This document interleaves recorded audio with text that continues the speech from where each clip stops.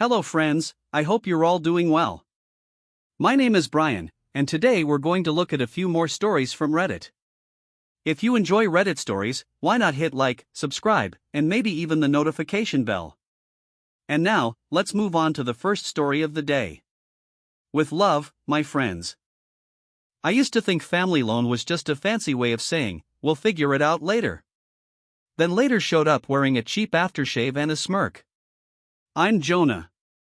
I live in Riverton, a mid-sized river city that looks adorable on postcards and smells like wet leaves 9 months of the year. My wife, Lena, teaches art to middle schoolers and can turn a cereal box into a diorama that'll make you cry. My older sister, Mara, is the type who texts 3 words, call me ASAP, and then doesn't pick up when you call. Her husband, Theo, is complicated. He's the guy who insists chili isn't chili without 3 kinds of meat, but will also forget to pay the internet for 2 months straight. Almost a year ago, Mara phoned me late on a Wednesday. Theo needs surgery, she blurted. No preamble, no hey housework. It was outpatient, but with physio and meds the bill was a bonfire. Their insurance was basically a paper umbrella. She asked to borrow money more than I'd ever handed anyone at once. I paced the kitchen, counting the things we could delay, the back porch repair, the car tires, an anniversary trip Lena and I were pretending we hadn't picked dates for yet. I hesitated. I told Mara I was nervous about mixing money and family. Mara swore up and down they'd pay me back in 3 months. By March, she said, like naming a month made it legally binding. I caved, because she's my sister and because helping Theo meant helping her. I wrote the transfer note with a dumb emoji so it wouldn't look like a contract, for healing. Lena squeezed my hand as I hit send. March came and went. Then April, with its optimistic sunlight. I told myself not to be that guy, the one who hovers over his Venmo list breathing through his mouth. Mara mentioned repayment a couple of times in that breezy future perfect tense, we'll have paid you back by next month, like we were reading from a script. I didn't push. We were fine, mostly. We tightened up. We bought store-brand cereal. We didn't book the trip. Here's the other piece you need to know. Lena has faint, silvery lines on her left forearm. If you didn't know to look, you wouldn't notice. I do know. We met at 16, when everything was loud and permanent. She was the one who told me she'd had a rough patch. She was also the one who asked me not to treat her like a fragile exhibit. I'm not a glass swan, she said, with a smile that dared me to laugh. She found therapy and art and routines. I learned how to be present without trying to white knight every feeling. We're 27 now. Life is weird and lovely and messy, and the past is something we honor by not pretending it didn't happen. So, last Saturday, my mom decided to host a family dinner for no reason other than we haven't all been under one roof in forever. Her apartment smells like lemon oil and old cookbooks. I brought a salad with roasted pears because I am that person now, apparently. Theo showed up late, stiff-legged but mobile, the way someone looks when they're 90% healed and 100% bored of being asked about it. He hugged my mom, kissed Mara's hair, clapped me on the shoulder too hard. It started normal. We chatted about the River Festival, the overpriced parking, how Riverton's new pedestrian bridge is actually cute. Lena wore a blue sweater that makes her eyes look like lake glass. She's good at family dinners, asks questions, laughs at the unfunny stories, helps my mom set out the extra forks just in case. Wine appeared. Theo accepted a refill he didn't need. He gets a little performative after 2 glasses, longer stories, wider gestures, a grandstanding laugh. I try to let it wash over me like a radio station I didn't pick. We were passing the roasted chicken when Theo's gaze snagged on Lena's wrist. Her sleeves had slipped an inch, maybe 2. He squinted like he'd discovered a typo. Huh, he said, dragging out the sound. Did you do that to yourself back in the day? The table's energy hiccuped. Lena didn't flinch. Yeah, she said simply, the way you might say, I wore braces once. She reached for the carrots. Theo snorted. Well, that's something. He waved his fork like a conductor and nodded at her sleeve. You should cover that up. We're about to eat. Mara's eyes widened. My mom's mouth made a perfect O. The room shrank in on itself, plates and napkins suddenly too bright. I felt my throat do that tight thing, the one that means my filter is about to clock out early. I heard my own voice before I finished thinking the sentence. Excuse me? I said, steady but loud enough that even the lemon oil paused. Theo leaned back in his chair, swirling his glass like some smug philosopher, and said, I mean, come on, Lena. It's kind of childish, right? People don't need to see all that. Just cover up. Spare us. The air thickened. My mom cleared her throat, Mara blinked rapidly like she could rewind time if she did it fast enough, and Lena sat frozen, her fork hovering above the mashed potatoes. I could see her pulse flicker in her neck. I snapped. When we're young, we all do dumb things. You're drunk, Theo. Maybe just shut up. He gave me this crooked grin, the kind that begged for a fight. Drunk, sure. But I'm not wrong. It's unpleasant. No one wants to look at that while eating. He gestured at her arm with his knife, like she was some exhibit on display. I felt my ears burn. Lena whispered, Jonah, it's fine, and put her hand on mine like a brake pedal. I yanked my hand away. My mouth outran my brain. She'll cover her scars, I shot back, the day you give me my money back. The room exploded in silence. Chairs creaked. Mara gasped. Theo's smirk faltered, then collapsed into a sneer. What did you say? He growled, leaning forward. You heard me. My voice was steady, but my chest felt like a drumline. You owe me thousands. Money I gave you because Mara begged. Money you promised back in 3 months. It's been a year. And now you stand here insulting my wife? Cover that up with your own dignity first. Theo's face reddened. His jaw clenched, and for a second I thought he'd throw the wineglass. I'll pay you back, he spat. Do it right now, I barked. Oh wait, you can't, can you? Because you can't even walk properly yet. The words hung there like smoke. I'd gone too far, I knew it instantly, but I didn't stop. Rage has a momentum. Mara burst into tears. My mom pushed her chair back, muttering, enough, enough. Theo slammed his fist on the table, rattling the plates, but I was already sinking back into my chair, clapping my mouth shut because Mara's sobs felt like an alarm I couldn't ignore. Dinner ended in a fog. Lena tried to soothe everyone, but her own hands were trembling when she reached for her coat. On the drive home, she stared out the window, quiet. Finally, she whispered, Why did you tell me to shut up? I gripped the wheel, shame buzzing under my skin. I wanted to say, because I was scared if I let you speak, I'd explode harder. But all that came out was, I don't know. Truth was, I did know. I'd been so busy trying to defend her that I bulldozed her voice. That part stung worse than Theo's insults. By the time we pulled into our driveway, I knew one thing, Mara would demand an apology. Theo would play the wounded man. And Lena. Lena would ask me to be better than my anger. But all I could think was, I want my money back. Every last dollar. And maybe, deep down, I wanted something else too, something uglier. I wanted Theo humiliated, the way he'd humiliated her. The fallout came faster than I expected. By Sunday morning, Mara was already texting me paragraphs that could have doubled as an essay. Every line dripped with wounded indignation. You embarrassed Theo in front of everyone. You made him feel like less of a man. He's been depressed ever since. He hasn't gotten out of bed. How could you say those things knowing what he's been through? I stared at the screen, thumb hovering. My pulse thumped in my ears. The only reply I sent was, he humiliated Lena first. He owes her an apology. And you both owe me money. No emojis this time.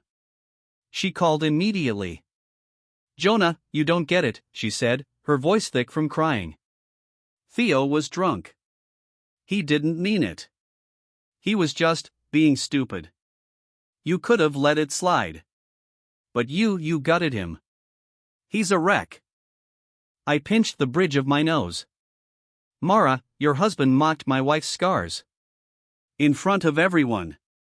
That's not being stupid. That's cruelty. But why bring up the loan, she shot back. Why throw that in his face? Because it's the truth, I said flatly. You've had my money for a year. I didn't ask for it back, even when March passed, even when summer passed. I swallowed it. But the second he decided to tear Lena down? That was it. He doesn't get to insult my wife while eating food I indirectly paid for. Mara sobbed harder. You don't understand. He feels emasculated. He feels like you're saying he's nothing without you. Maybe he should have thought about that before telling Lena to cover her arms, I snapped. The line went quiet except for her breathing. Then she whispered, "You're cruel, Jonah." And hung up. I sat there with my phone buzzing in my palm, Lena at the kitchen counter pouring cereal like it was any other morning. She glanced up at me. That was Mara, wasn't it? Yeah. And? She wants me to apologize. Lena's spoon clinked against the bowl.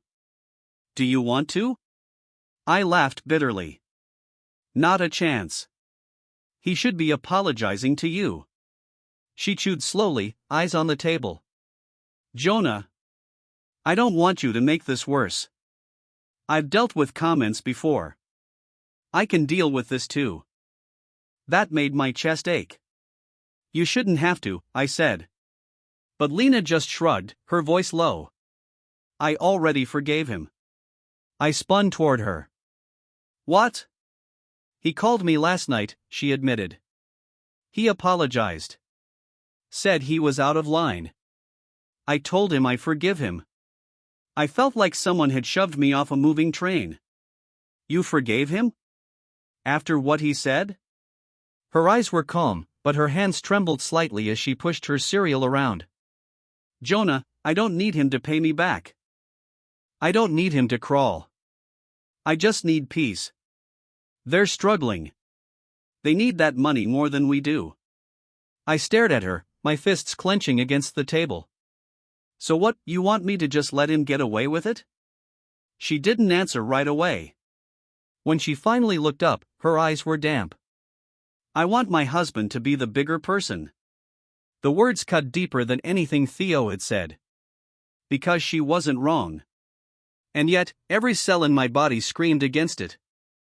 I didn't care about the money anymore. I wanted revenge. I wanted Theo to feel small.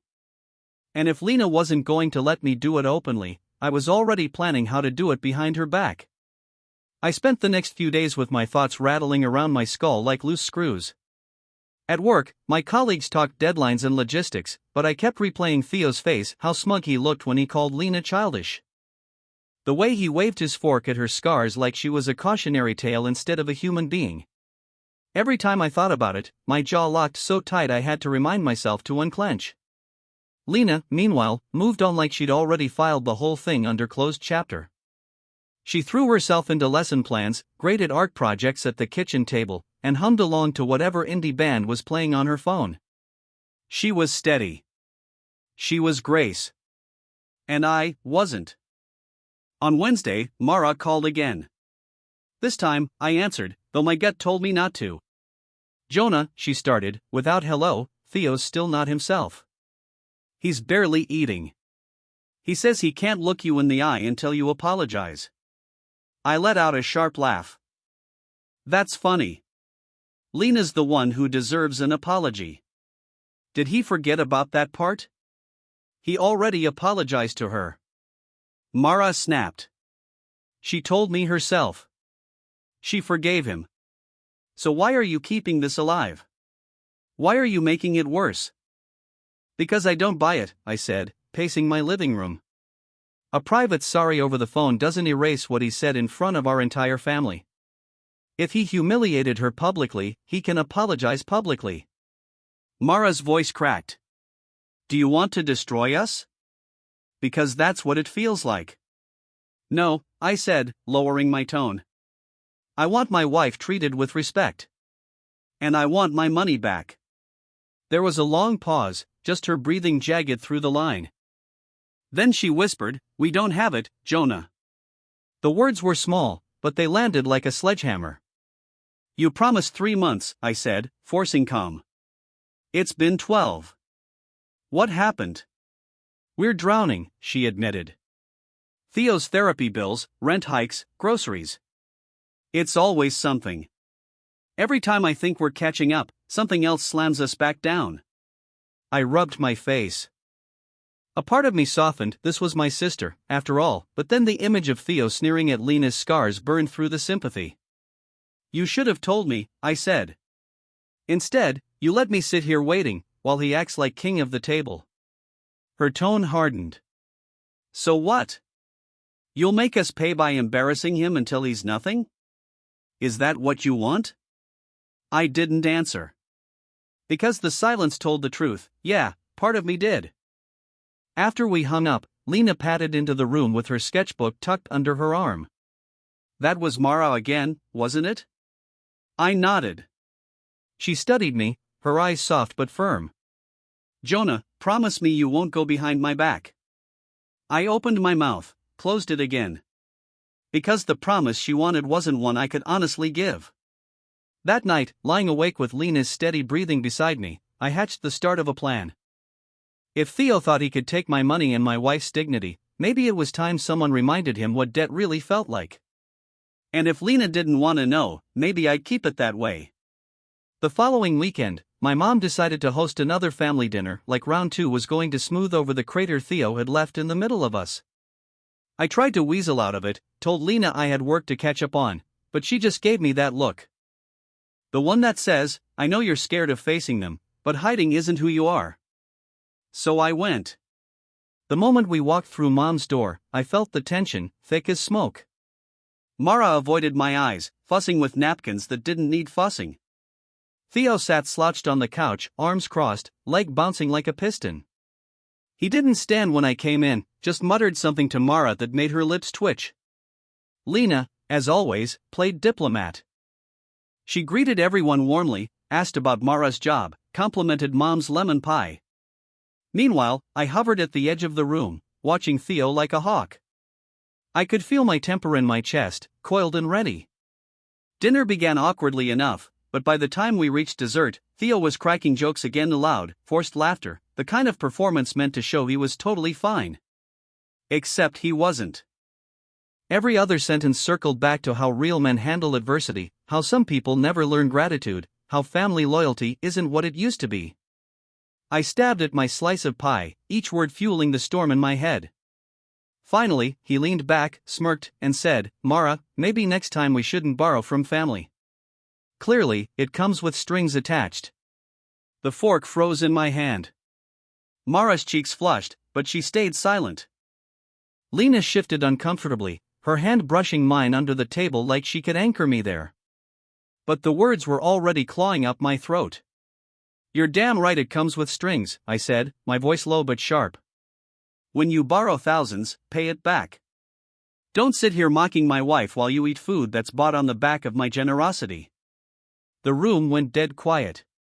Mom set down her coffee cup with a nervous clink. Theo sneered. "You think you're better than me because you've got a steady job? Because you had spare cash to throw around?" I leaned forward, my glare pinning him to his chair. "I think I'm better than a man who lets his wife beg her brother for money, then turns around and insults the very person who supported him. That's what I think." Theo's face darkened, his knuckles whitening against the table edge. For a second, I thought he'd lunge across the plates. But he didn't. He just hissed, "You'll get your money." "When?" I demanded. His jaw worked. 3 months.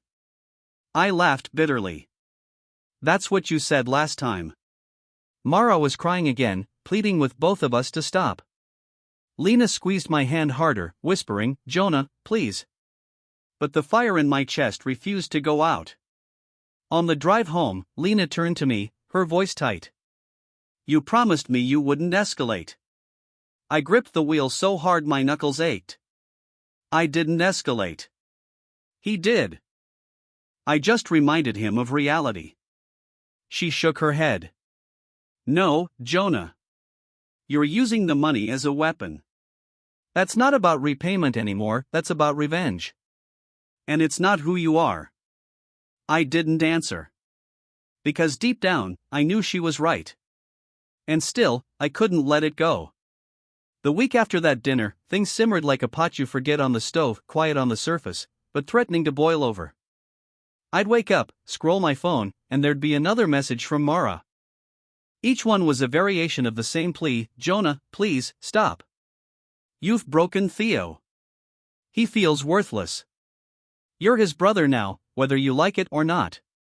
He needs your support, not your hatred. Brother. The word made my stomach flip. Theo was never a brother to me. A leech, maybe. A liability. But not a brother. I left her texts unanswered. At work, I couldn't focus. I'd sit at my desk pretending to read emails, but really, I was replaying scenarios in my head, me confronting Theo again, this time with sharper words. Me calling him out in front of our cousins. Me demanding repayment in front of a crowd so there'd be no more hiding. The fantasies kept me fueled, but they also made me restless, edgy. Lena noticed. She always notices. One night she sat across from me at the table, sketchbook open, her pencil still. Jonah, she said gently, when was the last time you thought about this without getting angry? I rubbed my temples. Every time I think about it, I see his face. That smirk. That knife pointing at you like you were disgusting. You want me to just let that go? She closed the sketchbook, set her pencil down. I want you to choose me over your anger. The words hit harder than a slap. Because that's what it boiled down to. Theo wasn't just between me and him anymore. He was between me and her. I swallowed hard, changed the subject, but the thought gnawed at me through the night. The next morning, I made a decision. I called Mara. Listen, I said before she could launch into another monologue. Theo wants to prove himself? Fine. Let him. He pays me back in full. No more extensions, no more excuses. Until then, don't talk to me about forgiveness. She was quiet for a beat, then whispered, Jonah, we can't. Not yet. We don't have it. Then find it, I snapped. Sell something. Pick up extra shifts. I don't care. You made a promise. Her voice cracked. You don't understand, we're barely. I don't want to understand, I cut her off. I want my money. I hung up before she could reply. For a moment, I felt powerful. Vindicated. Like I'd taken control. But when I turned around, Lena was standing in the doorway, her eyes glassy. You went behind my back, she whispered. I opened my mouth, but nothing came out. She shook her head, lips pressed tight, and walked past me into the bedroom. That night, we lay side by side in silence, a canyon of unspoken words between us. I stared at the ceiling, wondering if maybe, just maybe, my thirst for revenge was costing me more than money ever could. But even then, I couldn't stop the thought, Theo still owed me. And until he paid, I wasn't done. By the time the next family gathering rolled around, my mom's birthday, of all things, the tension had curdled into something no cake or balloons could disguise. Lena begged me not to make a scene. Please, Jonah. Just smile, say happy birthday, and leave it at that. Don't drag the loan into it again. I nodded, kissed her forehead, promised I'd behave. But even as the words left my mouth, I knew I was lying. The moment I saw Theo across the room, leaning against the counter like he owned the place, I felt that familiar fire crawl up my chest. He was laughing too loudly at something one of our cousins said, his voice filling the room as if he hadn't turned the last dinner into a disaster. We made it through cake without incident, but then Theo raised his glass during the toast. To family, he said, his eyes sweeping the room before landing squarely on me.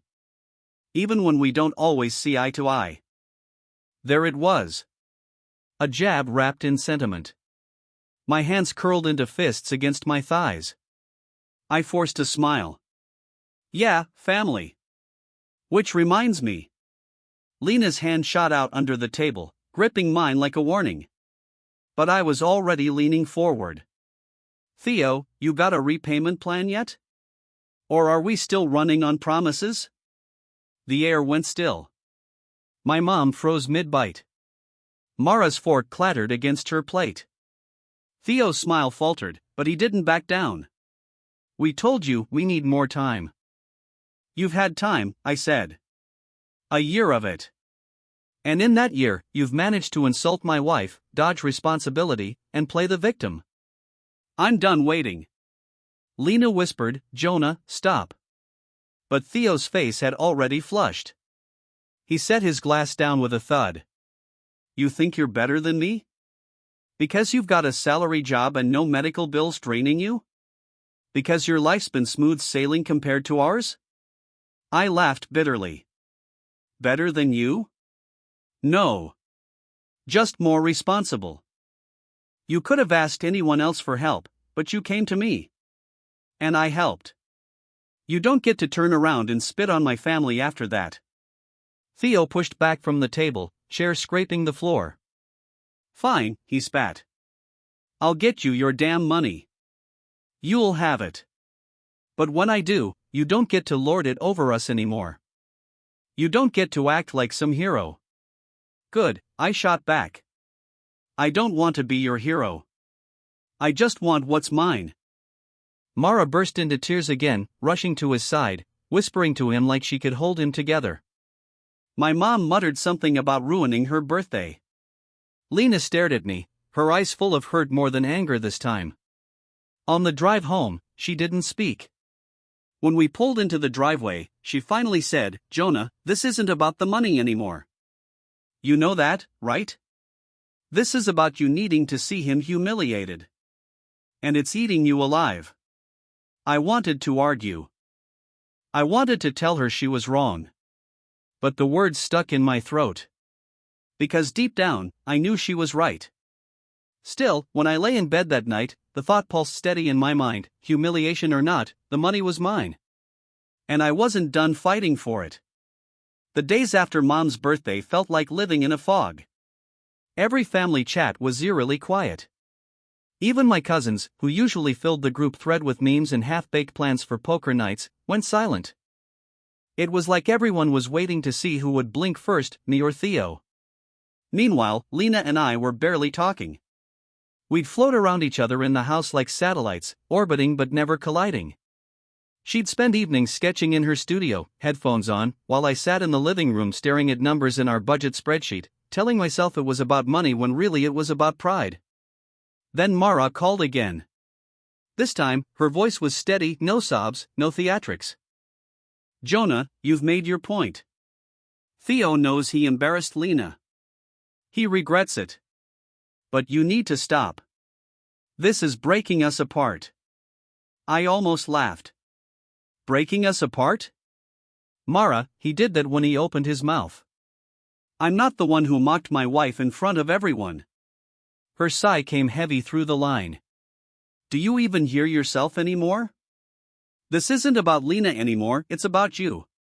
You don't care about the money, you don't care about an apology.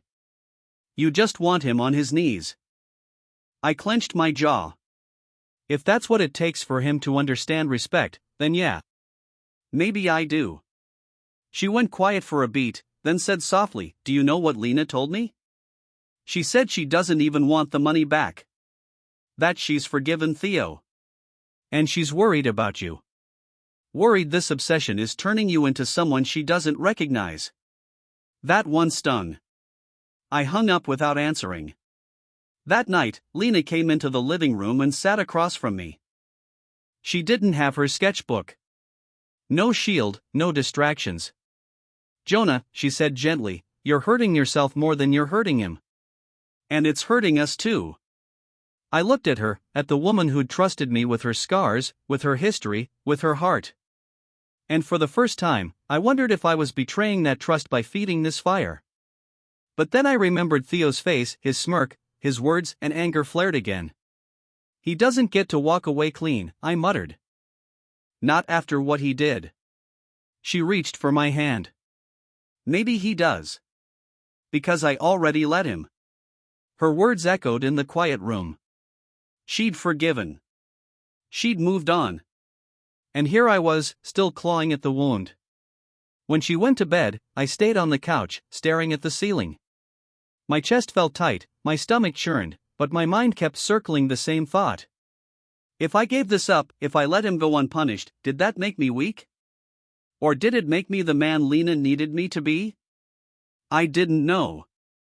All I knew was, morning would come, and the fight inside me wasn't close to done. A week later, Mara showed up at my house unannounced.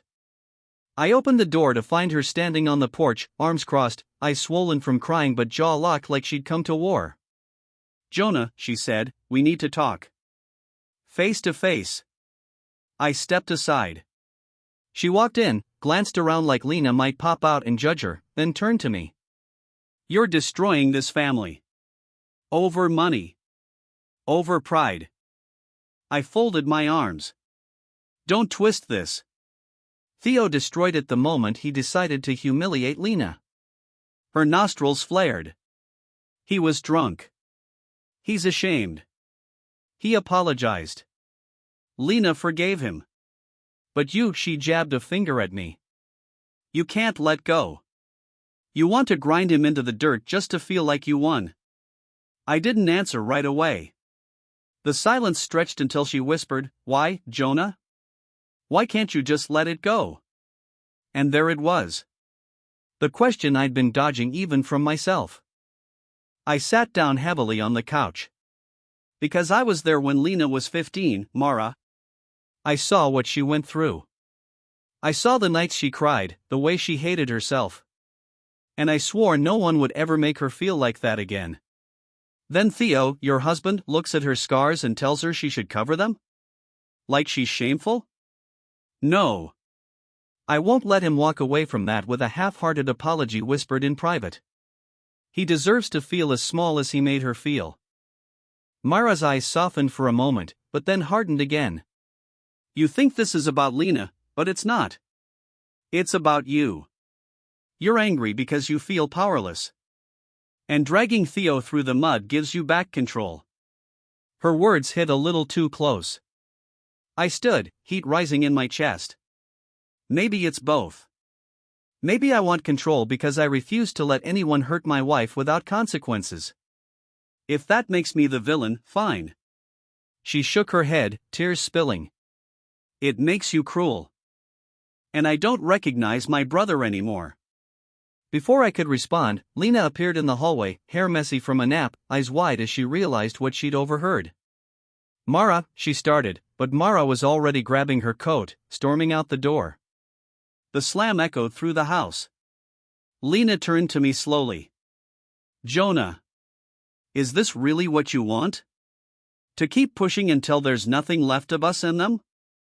Her voice cracked, and that cracked something in me too. I dropped onto the couch, burying my face in my hands. I don't know anymore, I whispered. Because the truth was, I didn't. The anger felt righteous, but the cost watching Mara walk away, watching Lena's eyes fill with hurt, was starting to feel too high. Still, part of me clung to the thought like a lifeline, Theo hadn't paid me back. Not the money, not the dignity. And I didn't know if I could sleep at night until he did. The breaking point came on a gray Sunday, when rain tapped steady against the windows and the whole city of Riverton smelled like wet asphalt. Lena sat across from me at the kitchen table, hands folded, eyes searching mine. Jonah, she said quietly, I need to know where this ends. I didn't answer right away. My mind kept replaying the same reel, Theo sneering, Mara crying, me snapping. Over and over. Like a loop I couldn't escape. Lena reached across the table, her fingers brushing mine. You say you're defending me, but I don't need defending. What I need is a partner who listens when I say I've already forgiven. What I need is a husband who doesn't let anger eat him alive. Her voice cracked, but she pressed on. You think you're fighting for me, Jonah. But you're fighting against me. And if you keep going down this road, I don't know where that leaves us. The words gutted me. Because I could handle Mara's accusations, I could handle Theo's smugness, but the idea of Lena walking away? That was unbearable. I swallowed hard, staring at the rain sliding down the glass. So what, you want me to just let it all go? Pretend he never said it? Pretend they don't owe us thousands? I want you to choose peace over pride, she whispered. That's all I want. And for the first time, I actually sat with that idea. Peace over pride. Not revenge, not repayment, just letting go. It felt impossible. Like unclenching a fist I'd kept tight for too long. But looking at her, at the woman who had trusted me with her scars, I realized something brutal. Holding on to my anger was costing me more than the money ever could. That night, I called Mara. My voice shook, but I forced the words out. Tell Theo. I don't need the money back. Not anymore. What I need is him to treat Lena with respect. Always. That's the only thing I care about now. She was stunned into silence. Then she whispered, Are you serious? Dead serious, I said. But hear me, there won't be a second chance. If he ever disrespects her again, he's done. With me. With us. We hung up. I sat there staring at my phone, feeling like I'd just dropped a weight I didn't even know how to carry anymore. When I told Lena, she exhaled slowly, relief softening her shoulders. She leaned against me, resting her head on my chest. That's all I ever wanted, she murmured. And maybe it was cliché, but in that moment, I realized she was right. Theo could keep his money. He could keep his pride. I didn't need either. Because choosing Lena, choosing us, was the only repayment that ever mattered. So much for being here. And hopefully I'll see you in the next one. Take care. And much love.